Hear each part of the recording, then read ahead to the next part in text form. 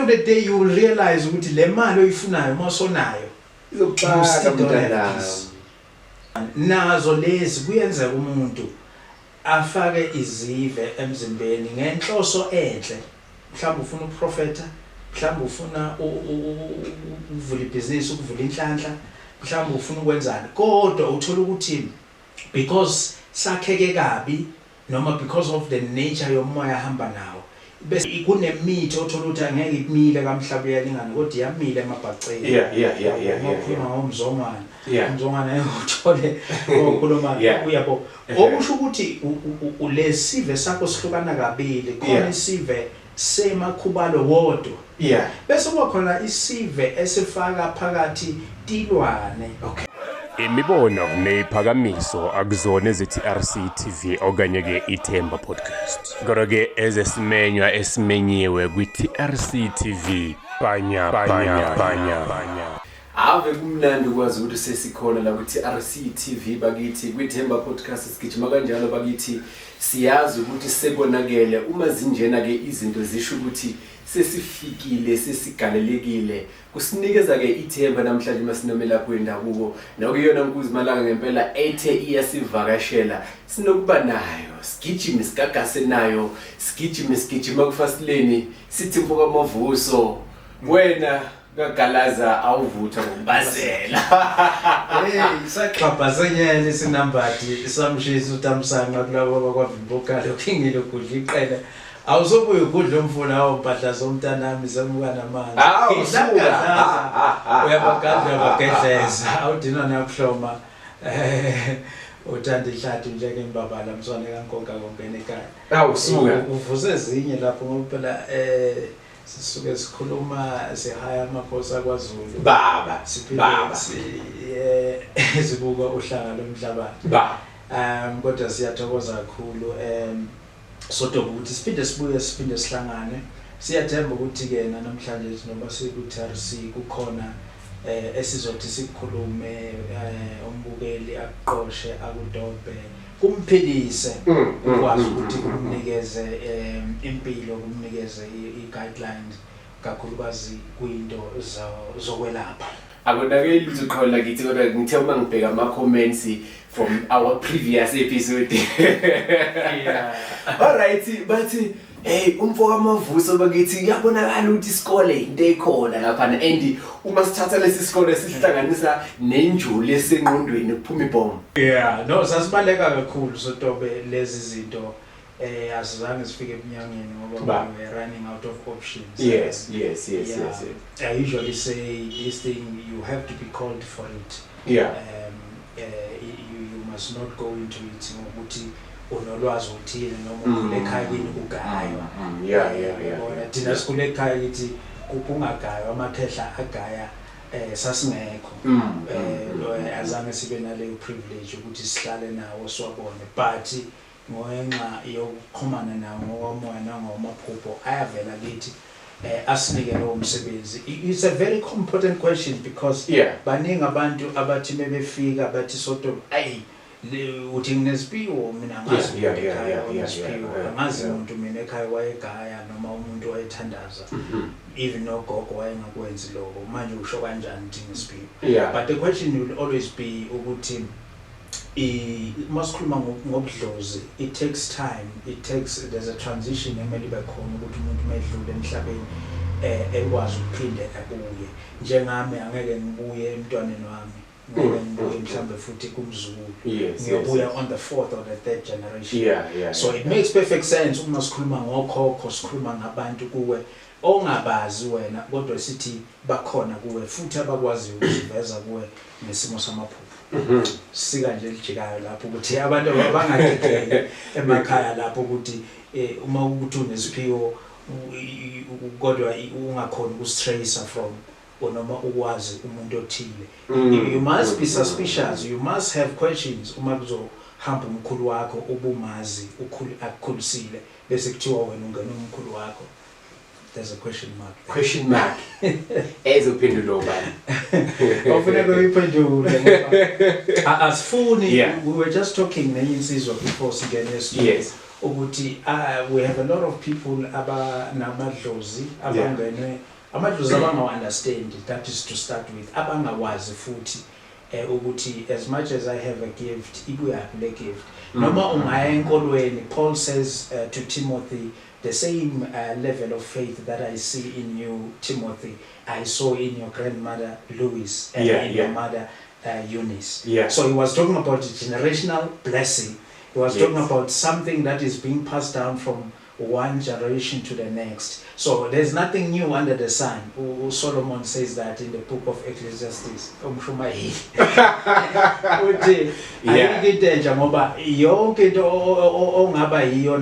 That is why siphendula lembuzo le ukuthi athi umuntu ayi uNkulunkulu ngeke akuthande nje ebese eletha kuwe ukuthi yiba nesiphiwo or yiba nani. Yeah.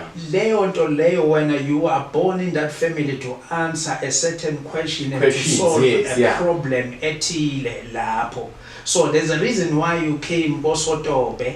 Yeah. Because the gift onayo, it doesn't matter ukuthi ESP yokuphilisa noma yani, but ila kosotobe because it needs to solve it needs to address a problem kosotobe kuqala before you address komavuso noma kwabanye abantu. Like ngifuna ukuthola ukuthi ubani wena mfethu. Omunye umuntu uthi hayi man ngiyamazi umavuso man. Umavuso namhlanje ngathi ufuna ukuzanenye ne? No, I'm a jack of all trades. Because I had the privilege where we are humbled by that experience. Yes. Background. Yokwenkolo ngoba mina ngena isithunywa ngaqala ukusebenza ngokuthandazela amanzi ngisesontweni. So nabazalwane even for that matter uyabo abafundisi abadumile who are prophets today. But my transition ukuthi ngigcine ngimelaphi, ngigcine ngiphatha amakhambi, ngigcine ngiphatha izinto, into efika ingithole along the way, of which mhlambe one day siyohlala discuss because the topic between ukuthi idlozi liyahambelana noNkulunkulu, uNkulunkulu uyahambelana namasiko, that topic is as old as the hills. Angeke siqede nathi sike sayithola. There's a guy who preached a message why titled The Message That Works, T.L. Osborne, one of the preachers. The Message That Works, that's what I tell people namhlanje ukuthi ake sibuke into esebenzayo kuwe sotobe. Singabuki ukuthi ukhule waziwa noma utshelwa ukuthi abantu bakini bangamadimoni, noma abantu bakini ayikho into abangakusiza abasanasabelo kwabaphilayo. But uthe wena mawuphahla, uthe wena mawubiza uNkulunkulu ubiza abantu bakini, what were the results? Yabo, is into esebenzayo yini leyo? You know, angaze no, it's fine. Let me know. It's fine. Okay, uma ukuthi ku right. No kuzokwazana kabi. Uma ukuthi ku right, uvezela ukuthi kuna level empilweni engazange ngifike kuyo. While I was oblivious and or naive of amadlozi nosiko mpilo lwakithi. But mangiqala, remember I'm an engineer by profession.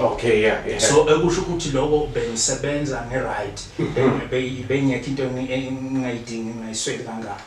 But ngithe mangifika kulomkhakha lo ngiqala ukulandela izinto zakithi nesiphiwo uNkulunkulu anginike sona. There are things that I even achieved more and better.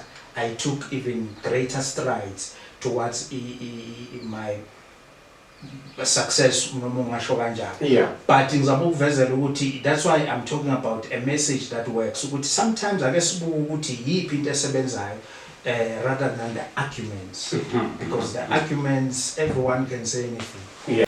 Ikhona sekhaya nginento njengamanje evelayo kumina ngoba ngiyabona ukuthi mhlawumbe it's a topic of another day le engavele ngithi akuhlale nensizwa ongathi uma ukhuluma nayo uvele kusuke eyinkulu ibhomo la uvele kodwa ngifuna ukuthola ukuthi mfethu sebakhulumile abantu abaningi bakhulume ngezinto ezihlukahlukene okubalwa phakathi amabutho izizwe nenzuza ngifuna ungithathe ungibeke mfethu ukuthi uma sikhuluma ngezizwe sikhuluma ngani yeah no ikhona into enjalo but sotobe leyo topic ibroad kakhulu uma sikhuluma ngezinto ezifaka izizwe. Unfortunately indlela eintroduced ngayo noma esitshelwe ngayo kwaziwa ukuthi izizwe zimbi. Okay. Yes, ayikho into emhlabeni enganayo i-disadvantage and advantage. Yeah. So nazo izizwe zikanjalo. Okay. That is why izizwe uma siyikhulumisa sihlukanisa. Futhi akusizona zonke inhlobo zezizwe eziyophathwa wonke umuntu. Okay. Zikhona ezingaphathwa nguwe, zikhona okungeke futhi ukwazi ukuziphatha wena. Yeah. Because of indlela ezakhiwe ngayo. Okay. Asihlukanise mhlambe kathathu sikhuluma ngezizwe ezimnyama, izizwe ezimhlophe. Masikhuluma okay asiqhaze. Masikhuluma ngezizwe ezimnyama, sikhuluma ngezizwe ezithema zakhiwa zakhelwa umsebenzi onenkani phakathi umsebenzi onokubulala phakathi sasizakhelwa umsebenzi onempi phakathi ezinyama lezo. That's why izithi kumnyama. Okay. But every now and again nakwe America I mean in Iran siyabona kuyaliwa. Yes. Okusho ukuthi impi empilweni into ekhona. Yes. So uma ngabe impi empilweni ikuyinto ekhona kuyaye kudingeka ukuthi ke amagedla noma izinyanga endlela buchopho zemithi. Yeah. Bese zikwazi ukuvusa imimoya. Uma zivusa lowo moya zivusele specifically ekutheni siyalwa ke manje. Unfortunately noma fortunately into elwayo empilweni iphinde iphile izinto ezimbili. Awungangishika kakhulu ke manje. Wangishika kakhulu. Into elwayo enjani? Into elwayo empilweni nephinde ibe nomphefumulo ikwazi ukulalela. Okay. Ithemba kwezinto ezimbili. Leyo nto umuntu. Okay. Leyo nto isilwane. All right. Lokho kunye okukhona akwazi ukuthatha instruction. The only thing ethatha instruction uyivuse uyinikeze umthetho nomgomo ilezi zinto ezimbili. So uma ukhuluma ngezizwe awukwazi ukukhuluma ngezizwe ungaphathi lezi zinto ezimbili. Okay. Okufaka phakathi isilwane, okufaka phakathi umuntu. Okay. Kodwa ngoba itopic I mean iTRC TV ehlabahlosile ebukela umhlaba wonke kodwa futhi nabo bonke abantu. Ezinye izinto soyikhulumisa seyingathekise sizihluphisa. Okay. Zigqokisa. Ayizigqoki. So leyo nto leyo isho ukuthini? So tobe wena njengoba uphila emhlabeni you are a hardware. Masibuka ngokwe technology. Yes. I-hardware that is where you download the operation system and softwares afike run in a computer. So what does that mean? If the hardware is not tuned ukuthi ikwazi ukuthatha certain softwares in terms of its capacity and ability, leyo hardware uzothi downloada iWindows 11 ungakhona ukuyi-downloada because the computer you are using is not tuned for that. Kusho ukuthini? Kusho ukuthi egazini lakho, emzimbeni wakho, esithunyweni sakho, emoyeni wakho kunezinto othola ukuthi azifanele noma zidalele ukuthi wena ungaziphatha noma ungazihandlisha. Ngikhuluma ke manje ngomelaphi wendabuko, ngikhuluma manje ngomuntu ofuna usizo kumelaphi wendabuko. Othi mina ngihluphekile, othi mina ngifuna ukusebenza ngezizwe, example ngumfundisi, ngifuna ukuprofeta because izikhona izizwe sesikhuluma ke manje ngezizwe ezimhlophe ukuthi yena ngifuna ukuthi mangibuka uSotobe ngikwazi ukuthi ngibone izinto, ngibone imfihlo. Lezo zinto zakhiwa ubugedla zakhiwa inyama. but kuyenzeka ukuthi kube nenjula ethi before sikunika into enjalo kufanele sibuke ukuthi iyahambelana nawe yini. Okay. Number 2, ayihambelani nawe siyibridge kanjani ukuze ikwazi ukuthi ihambelane nawe. Number 3, yeah, what are the side effects?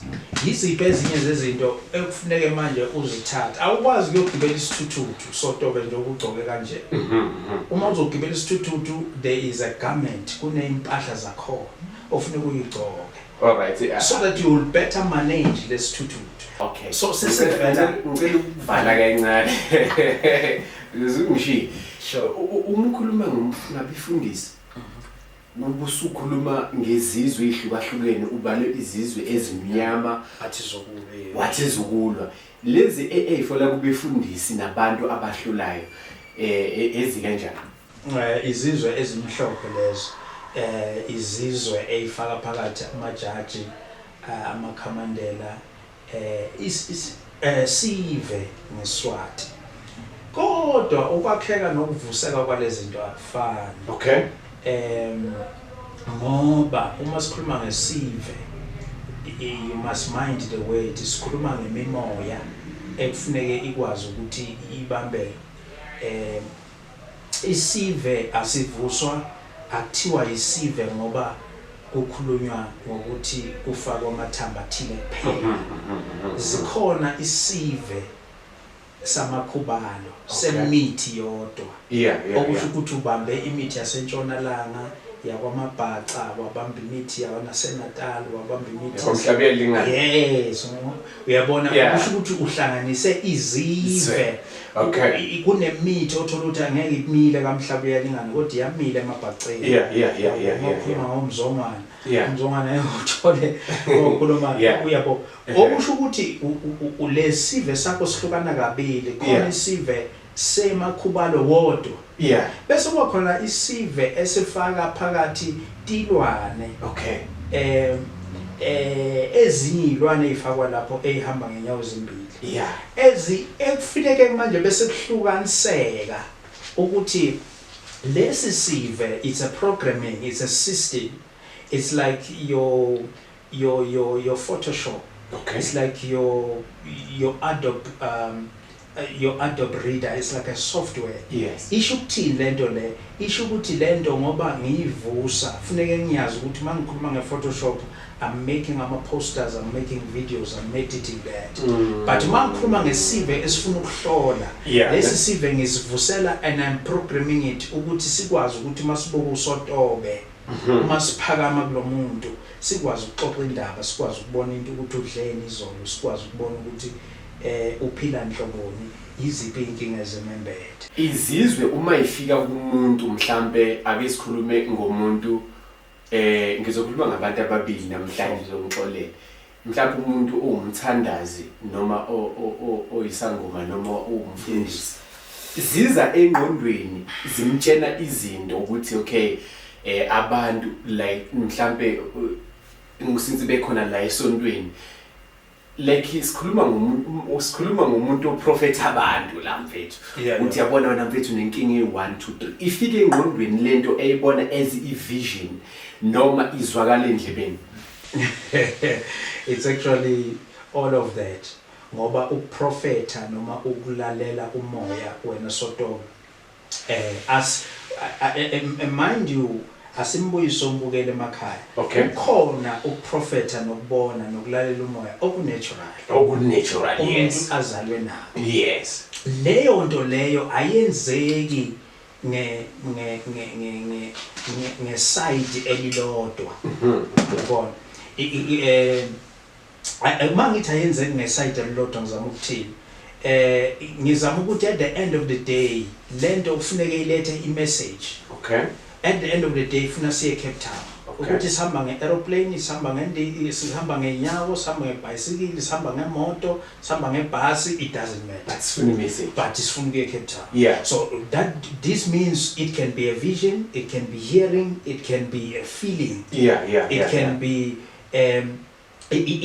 iza ngendlela ezahlukahlukene. But bottom line is there's still a need for the operator okulo mfundisi noma okunguwe sangoma ukuthi translator ke manje ukuthi lento oyibonile isixhumana kanjani noSotobe uyibeke in wisdom ukuthi uSotobe ay understand ukuthi ngibone mthema ngibuka uSotobe ngabona i-eagle ifike ihlutha intshwele uSotobe uthethulile.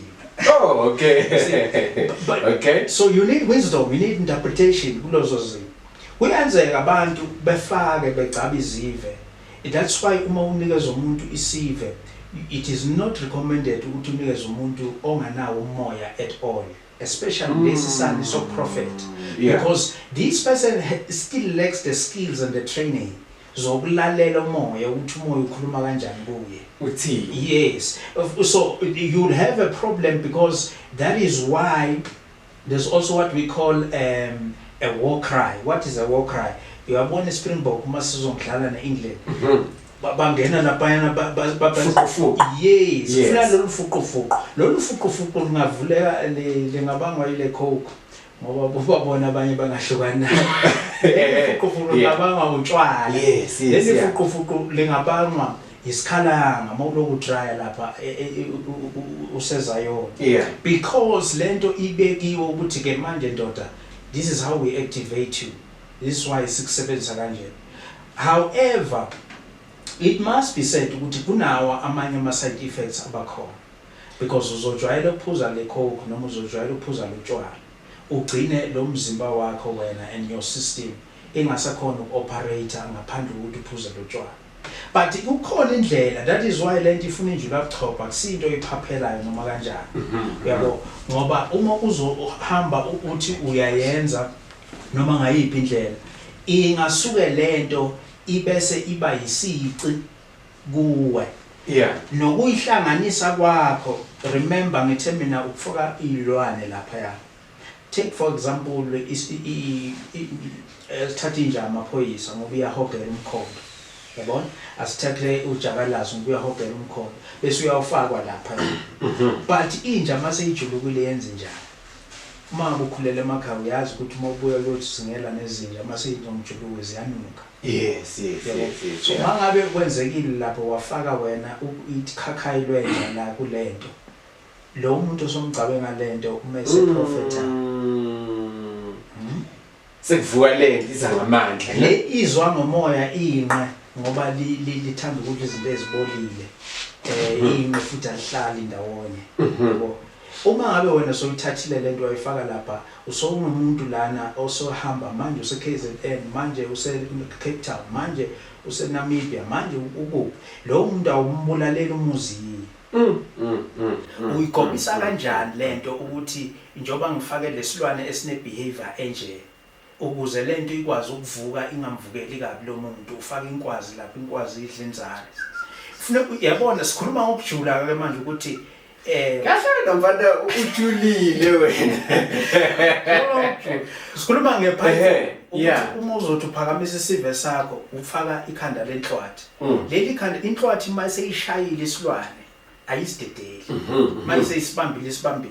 Yabo okusho ukuthi mina mangifusesiguqweni la ukuze ngibe phambili mase ngimhlalile indaba kaSotobe uma ngigijima nenombolo kuSotobe kungabese kuba khona omunye la ozokhona ukubamba la ngifike ngabamba khona ngishaya ngiqede.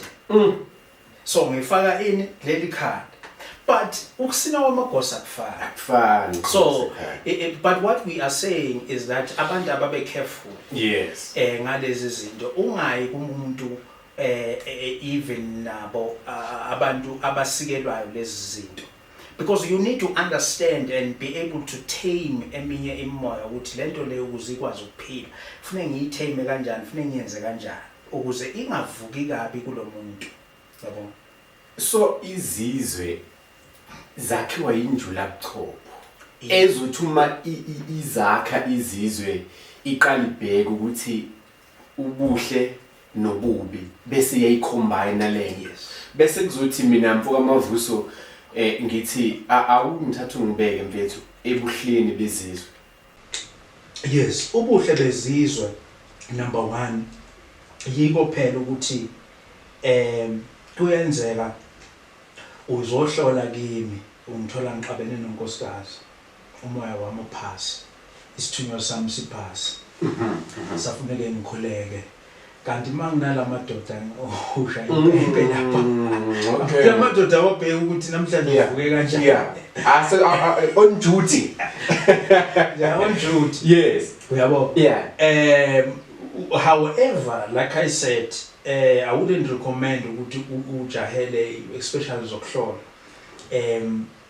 uma unganawo umoya because you still need to you have wisdom and you need to be able to operate there ake sikhulume sibuke imthwebulo yabona kuyenzeka uthola ukuthi uma unesiphiwo esinatural bese kuba nabantu ababa nomona bese bekugijimisa uyabona uthola ukuthi manje awusakwazi lokuvikeleka kahle kanti ke mase uvuse isive esizohambelana that is very important esizohambelana nawe besizokwazi ukuthi ke silwe impi external noma izimpi ezifika zikuvukele wena noma zifune ukuqindezela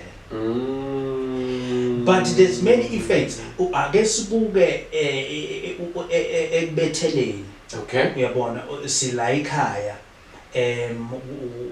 noma une store noma une business uyabona ngoba isive asiviki kuphela noma izizwe aziviki kuphela zikhona izive ezinhle esithi zimhlophe ezikwazi ukuthi zidose ezikwazi ukuthi zilwe nemimoya engafike ivale ibusiness lakho ukuthi manje ikuze ukwazi ukuthi imelane leyo nto leyo ibe yisecurity like ekhaya lento ikwazi ukuthi iphebeze izinto lezi sukumayo noma lezi zakapi kuwe kodwa remember izive lezi akusizona ukuthwala kuyenzeka ukuthi ke it can go to that extent ukuthi ke manje lento isiba more dominant like ekhaya noma la kule business lakho and isifuna ukuyibeka above ithunywa namadlozi wakho people go for that option njoba ngishilo different strokes for different folks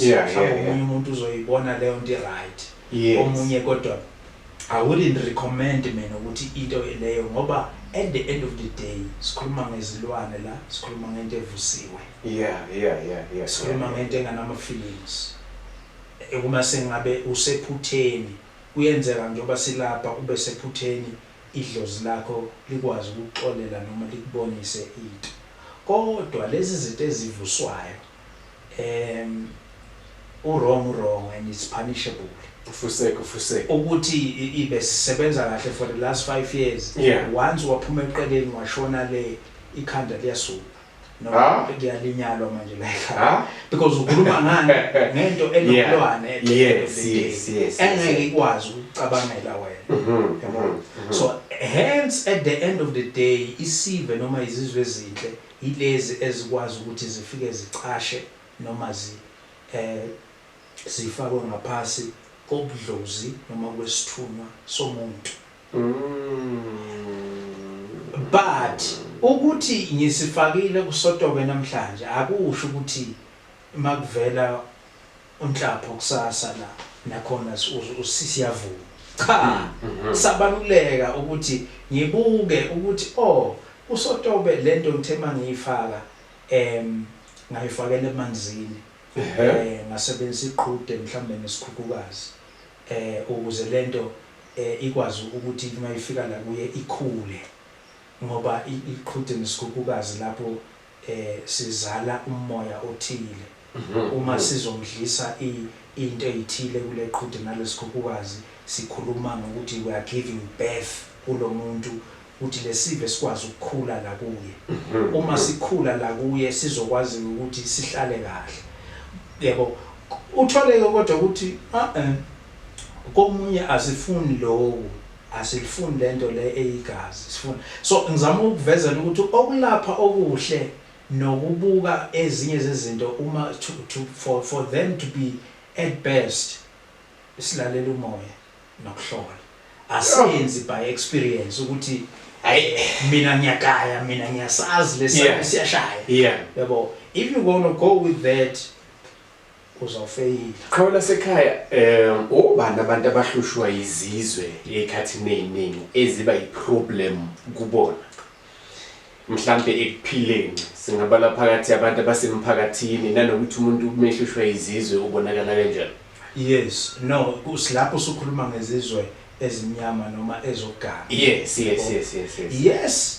Mhlawumbe asithinte kancane. Nazo lezi kuyenzeka umuntu afake izive emzimbeni ngenhloso enhle. Mhlawumbe ufuna uprofeta, mhlawumbe ufuna uvula ibhizinisi, ukuvula inhlanhla, mhlawumbe ufuna ukwenzani. Kodwa uthola ukuthi because sakheke kabi noma because of the nature yomoya ahamba nawo bese sivuka kabi la kuye bese sicala simhlanyise noma simphuzisa utshwala noma simthandisa abantu besimame yabo noma simenzele strange behaviors sekufuneka manje leso sive sibulawe la kuye sisuswe ngoba kusho ukuthi lo muntu osifakele uyahluleka ukusixhumanisa naye yabo isikhathi esiningi lo muntu unama behavior azobe awenza njengoba ngimachaza ekakhulukazi amanye abavisible amanye abonakalayo yabo but kukhona ukuthi umuntu abe nezive isive manje uyashaywa noma uyathakathwa kulezi zive yabo okusho ukuthi manje lo muntu umuntu uma ethakathwa ashaywa ngezive angaba still nawo lama behavior a strange wophuza utshwala ukuthi impilo yakhe ingayi phambili la ekuthakatheni ke kunengwijigwebo ngoba abathakathi abaziyo ukuthi benzani uma ngikuthumela ngalezi zive bese ngiyazivala ukuthi noma uthi uyazikhipha wena azina ndawo la zizoya khona nawe zize zikutshele uma ukwazi ukuthi sikhulume kulomuntu ukuthi uYesu siyakuzwa serious yes siyakuzwa benginayo leyo nkinga last week siyakuzwa ukuthi uthi asihambe la siyapi ngoba thina le sivaliwe phela ukuthi singabuyi thiwe thina asibambe umuntu siyenze show ukuthi imali ayihlali kuye senze show ukuthi uba impuqo yotshwala senze show ukuthi izinto zakhe ayiphumelele uma usikhipha la usikhipha usisaphi imibuzo eqhamuka kulamadoda izizwe le lezizwe so ukuba umelaphi wendabuko ngicabanga ukuthi kuhambi bangilide nibona izinto ezingaphezulu kwezinto ezikhona mhlambe needing counseling ngempela counseling no kakhulu ne but kubiza ukuthi kube nobuhlakani that is why kwelapha kungapheli okay because makathi lo muntu usikhipha la usisaphi sekufuneka ube neanswer wena okay and that's where all right okay mhlambe what was your answer what was your answer because it tricky kakhulu because umuthi uyilandelela phela ibese kuthenini wena kumele ube ne direction so that lo muntu oze kuwena ethole ini usizo yes no lapho sesigipha imfihlo kwelapho but ngizoyitetela nje dedele kuTRC ba ayize uma ngabe kukanjalo lezi zilwane noma lezi zive akusafune ufune uyikhiphele entweni noma uzithwebulele entweni ephilayo ungasayibulali lento akide ifuna igazi yes funeke uzithwebulele entweni enjani ephilayo but ungayibulali okay ihambe lento nalento so that usho ukuthi uthatha lo muntu uyamhlukanisa umkhipha la kulomzimba uthi akaphile la okay kulento okay so zona zidideka nomqondo ukuthi usotobe usaphila silandela nako kanti akusasusa usotobe ngimthwebile ngambeka la ngase ngiyomhlambulula ngamguqula yabo but ayijulile mavuso ndoda hayi manje abantu babefika lapha kuwena bethi sifuna ubaba uthini mfethu ngoba phela ubukeke umncane mara ukhona izinto zabantu abadala no it's always a surprise when sotobe uma unesiphiwo Yeah. nganginayo kakhulu leyo nkinga kakhulukazi njoba ngangisamncane ke nomzimba manje sengiyakhuluphala Yeah. ngidla kahle but there was a problem that was very serious into yayingilamulela ukwazi ukuhlola hayi kuhloleni ngiyazi ukuthi umuntu akazigideli azibethelele kodwa khona ngasho ukuthi sifike sihlukanise ziyakhala inhloko nesixhanti. Ngike ngakuzwa uma ukhuluma because ingqondo yami ingithatha ngibeke uma uthi kuyabethelwa nangezizwe. Oh yeah. Uma ubethela ngezizwe mfethu ubethela ngezizwe ezinjani ekhathini eziningi noma ikuphi okusafe ekubetheleni ngezizwe. Yeah. Ubethela ngezizwe ufuna ukulalela umoya akusiwona wonke amakhaya uma ubethela ngezizwe. Yeah. Because amakhaya akufuneki ulethe into la ekhaya ezafika ixabane nobudloti bala ekhaya. Kufuneka lento uma uyiletha la ekhaya ikwazi ukukhulunyiswa abantu bala ekhaya uma beyikhulumisa futhi bakwazi ukuyitshela ukuthi cha awusi ungqoshishilizi la uzoshaya isicathulo yithi ubudlozi bala ekhaya busekhona yabona nakhona akusizona zonke izizwe ezibethelayo yabona ngeke ngibona uzakwethu bathi benza amabutho enza konke. Amabutho enza konke. Yes, because there's a very thin line masikhuluma ngebutho nezizwe. Okay. Yabo. But ayikho into emhlabeni yenza konke. Awuphinde leke uthi manje ngoba phela ozakwenu uqinisele bayikhuluma le nkulumo. But hayi siyadosa la. Hayi siyaqinisa la. Hayi siyavikela la. Hayi sibuyisa umfazi la. Hayi ulahlekelwe ikhona la. No. Lelo butho lakho lelo lizohamba libe ndikindiki. It means it will be neutral. Because the moment ufuna ukuthi into yenze konke, it means you are trying ukuthi lento ibe nama abilities in all aspects. Usho ukuthi ikwazi ukulwa, ikwazi ukudosa, ikwazi ukwenza. The moment uintroduce into enjalo, uma singathatha lamanzi engaphuzayo manje, ngithi lamanzi ngifuna abe satiye nyana. Sengifaka itiye. Hayi lamanzi ngifuna futhi aphinde abe sakhokho nyana. Phinde ngifake ikhokho. Hayi lamanzi ngifuna abe a bit of milk nyana. Yini lento yakha la.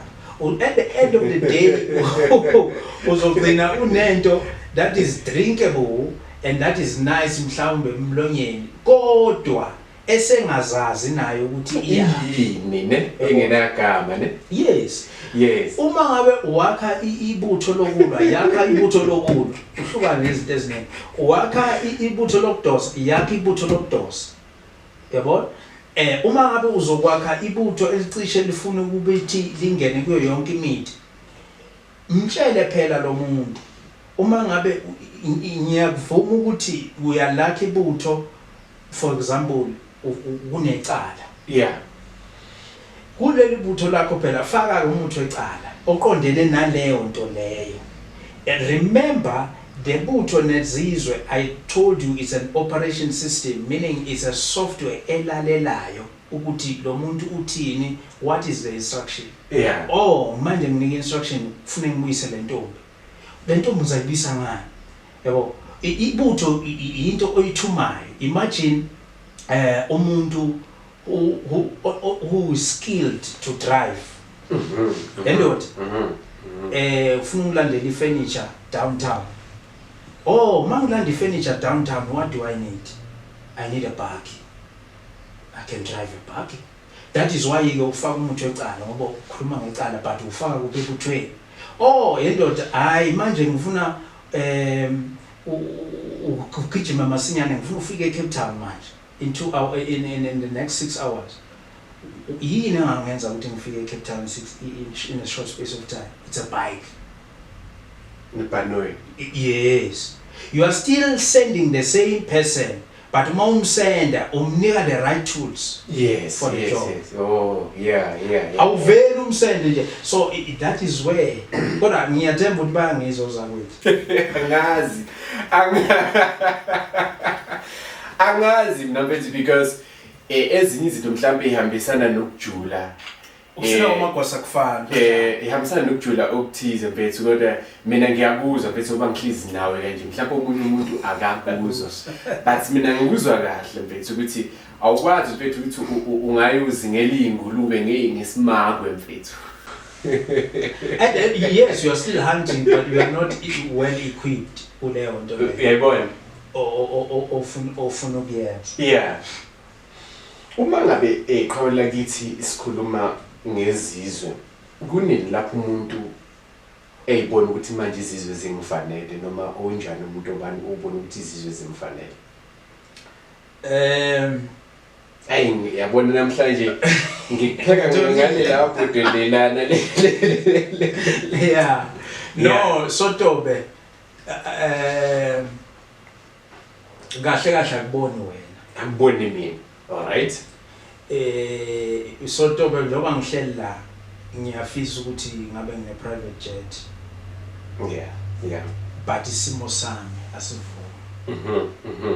Kusho ukuthini lokho? Kuhle ukuhalela izinto, that is inspiration. Uma ubona into ubona ukuthi mhlambe lento ingangisiza na. That is fine. But after you have the desire, you must ask the right questions and you must do your due diligence, ukwazi ukubuza imibuzo efanele.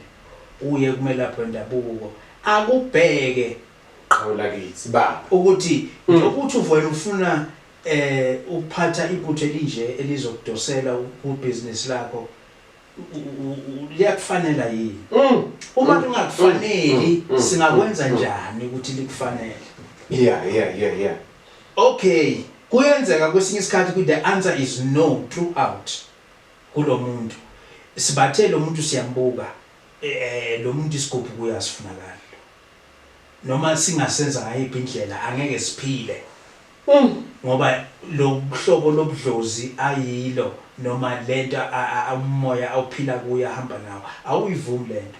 Yeah. Ngiyazi ukuthi ke awuzakwethu abanye bavele bathi hayi woza lana ikujikelele la. But I've said with many asebeshayisile. Ngithi mina kodwa bathe lento ujikelele nje kuwe yini ungavumi. Yabo. That's a question, yeah. But ngizama ukuvezela ukuthi yes, remember lento lezi zinto ziyilwane at the end of the day noma inimoya esuke ivusiwe. Akusho ukuthi ayikhona ukulawuleka and ayikhona ukuthi isiyenze idlozi lihalele. It is possible, but not every time and not to everyone. Kukhona ke vele esithola ukuthi asinendaba yonke insipho yawasha. Bakhona abantu abanjalo banankinga baphatha yonke into yabo. But the question engiyiphendulayo ukuthi yonke into ibheke eqala iyahambelana nawe yini. Uma ingahambelani nawe yikuphi okuhambelana nawe ngoba kwesinye isikhathi Sotobe the taste of a pudding is on the eating. Okusho ukuthi kunezinye zezinto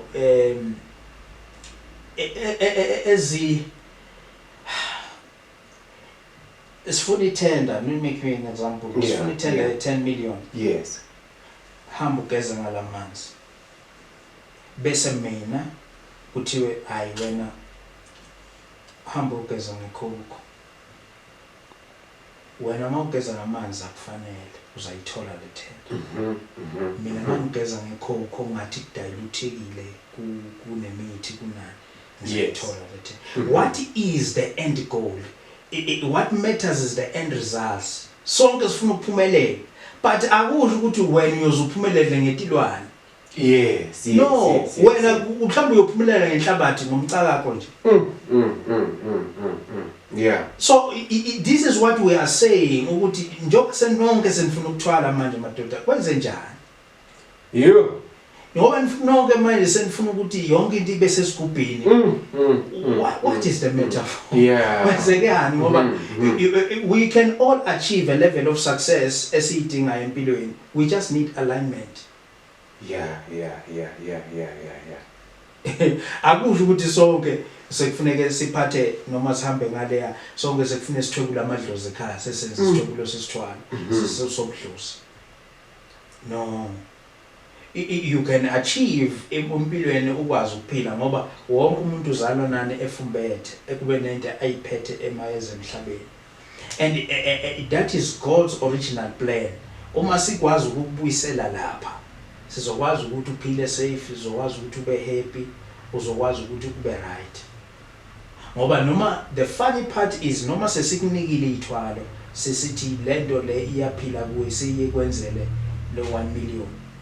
The question that follows, go and start a business with this 1 million. Because they understand ukuthi to keep it, to maintain it, angeke maintain lento lena it needs to work. Kuzohamba kufika isikhathi where this energy oyisebenzisile to obtain this thing also needs ukuthi to be replaced as well. So that's why in life never accept things that are free. Never reap where you did not sow. Okusho ukuthi wena utshela umuntu osekhaya uthi mosana ukugagamela. Yes, there is no success without hard work. There is none. Because even when you obtain that level of umtsipe today, he's still working. Exactly. And yet because success is not a destination. It is a journey. It's a journey, yeah. You never arrive. For you to maintain it, nothing in this life is final. Even your failure, even your struggles, you still need a level of maintenance ukuthi ukwazi uya phambili. Manje wena ngoba ulandela amagundwane, la magundwane athi maintainwa yini? Usho ukuthi uzoqeda lo mndeni. Masophelile lo mndeni. Manje umcabanga mfethu leyo imentality yomuntu omnyama noma mhlambe imentality yomuntu ophila phansi komthunzi welawo. Le amagundane. Negubhu nani. No, it's a low self-esteem. It's a question of being defeated. Ukuthi siphile impilo with a mindset yokuthi sesizihluleki. Because noma sifunazo izinto angali vele uma ngabe kumele siye Cape Town.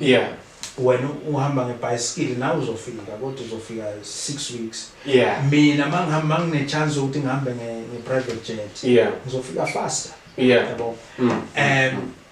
But at the end of the day, it's not about ukuthi you want to achieve. You want to achieve while you maintain your peace. Kunabantu abahlala sentini today. I had one guy who told me, I have $500,000 in my account, but I'm broke. I'm stressed. Guy is crying. You have $500,000. But you are stressed. We are born ukuthi life is not about things. Life is about peace. Kunomuntu onokuthula ohlele emkhukhwini. Ayibeka mntana. Kunomuntu ongalakuthula ophethe $500,000. Ithi mina uyabona. At the end of the day you will realize ukuthi le mali oyifunayo masonayo izokuxaka mntana. Khawula sekhaya ngifuna ukuvala, ngiyazi khawula kithi ukuthi ngiyasizwe lisithunywa sakho. Sifuna ukugijima, sifuna ukuhamba nami, sifuna ukuhamba naye yonke lento kodwa mina angikulimite njengamanje khawula kithi. Yes. Into yami ithi wena njengomavuso mfethu, athina amazwi akho kubantu abanenkinga yezizwe namhlanje ezashiwa abantu abangasekho phansi komthunzi langasebelala ngobandana. Yes. Izizwe ezinhle, izizwe Sodome nombukele ekhaya othola ukuthi ziyaphila kuwe ngoba kuyenzeka izizwe that it can be transferred generationally. Yes. Uthola ukuthi ezazi khona kimagazini yeah ngase mina ngizala abantwana then laba abantwana zikwazi ukuphila kubo sivuke lesi sifo and ngifuna ukuthola usaqhubeka ukuthi ziyabazi na yes lezo uthola ukuthi lo mntwana vele in one way or the other Yeah. depending on what type of isizwe is it yeah sizokwazi ukuthi mase when the child comes out of age usekhulile uzokwazi ukuthi lento ixhumane naye ivukela kuye and somehow will be drawn to it and leyo nto leyo ayibi namngozi kuye as long as you will not start your own Bob Marley song awukwazi uBob Marley useyicompose ingoma yeah Buffalo Soldier wena ufuna uqule yakhe Buffalo Soldier so your father noma umuntu wakini usey-introduce into wayihlalisa kahle la ekhaya yangena ebudlozini yaphila you must walk on that path ungafuni wena ubuya kumavuso umavuso aqale phansi afake kwakhe kodwa mvuka mavuso ngifuna ukumphendulela umuntu osekhaya uthi umuntu osekhaya mina ngazi ukuthi ubaba wayenzani ngoba sasibancane nje sikhula nje sasifihlelwa izinto okunye kungamahlazo ukuthi kuzokwaziwa ukuthi ubaba la ekhaya uphumelele nje kanti ulekelelwa izizwe bengazi that's why nami ngibiza usigegede ngithi sigegede mfethu uzolekelela kuyafiwa cha angithi sibuyela back to that point so Yeah. so ukuthi before amazi mina uyabona ngeke ngithola amakhoza athi umuntu mkhulu kuyimalini mkhulu ngifuna ukuvula inhlanhla yami business ngaphatha malini I'm not a spicer shop man uma ungena esibhodlweni sami ayikho into ebhaliwe lapho ukuthi iprice engaka la leyo nto iqala kuphi ekuhloleni ayikho into engakusiza ngayo ngakuhloli ngoba angizazi ukuthi lezi ingqinamba obhekene nazo nalento kufanele ngiyiqale kuphi uma uzohamba uyohlola uzothola ukuthi wena nje ustruggle nebusiness naye ubaba wakho ayinawo amabhizinisi nguye loza nalenhlanhla lebusiness kodwa le mabhizinisi akhe wayewasekele ngawo 1 2 3 ukuze sikwazi ukuxhumana naye asiqale simgeze kanje then mhlawumbe there's no need you know I turned down one guy uphethe bekafuna isigubhu ngithi uphethe 15,000 ngithi mina lento loma ngakunika ngisebenze la kuwe wena kusafuna ngiqale ngogeza ngikwenze so ngingusele ubudlozi lapha nalapha hayi angithi noshiswa ilento ayishisa emfunana Yeah. mkhulu man ngamzama amconvince 2 weeks so ushintshe umqondo mkhulu lento ngimona kuyavuleka manje yeah ngithi mina yabona khathi ke manje sesingakwenzela ke leyo nto but you see sometimes abanye abantu they are even looking for lesser things in life it's like une private jet usafuna uthenga imoto usafuna uthenga ibicycle because you don't know ukuthi ukhalela nje ukuyothwala ngento enganamsebenzi you even have a greater struggle from idlozi lakho exactly in other words mhlawumbe singavala ngokuthi uqhuquzela abantu ukuthi abantu abayithole bezazi ukuthi bangobani because at the end of the day mfethu isizwe sakithi esimpisholo siyaphela ngenxa yokuswela ulwazi yes ayikho nokwelapha uyolapha umuntu ukushona elanga ngoba kumnandi kanjani ukuqondanisa ukuthi uphuze nje nali iglass hayi into ezokulekelela uphethe ikhanda grandpa compra panado uphuza liphi grandpa one day right ubhizi wana nama comprani ujabuliswa ukuthi hayi khona nguphuzayo ngiyangidla umuthi yeah lo muntu odlayo is it addressing the problem bese bantu bezakethi ngathi umuthi awusebenzi kimi ngithi mina awekho umuntu ongasebenzi kuye if umuntu ongasebenzi ku there's a problem that we need to first address and unlock uma siqeda leyo nto leyo sakunika lo muntu utawusebenza ngoba phela yonke into lekho engiphuzayo umuthi yini into engasuki khona into engasuki umuthi emhlabeni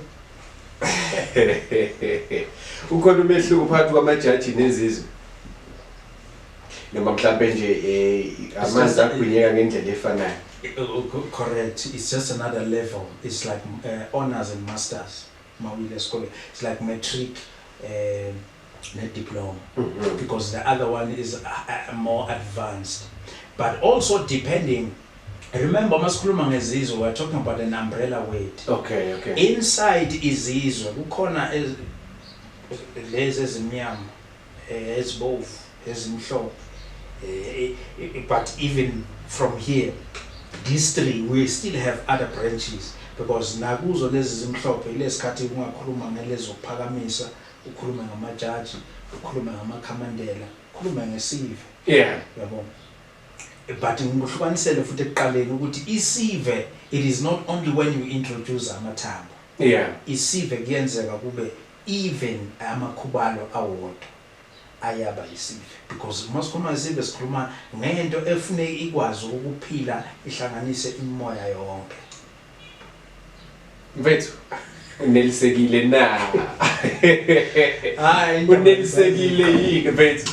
Indaba yesiqede but ngesiqede ne ake sithi nje Sotobe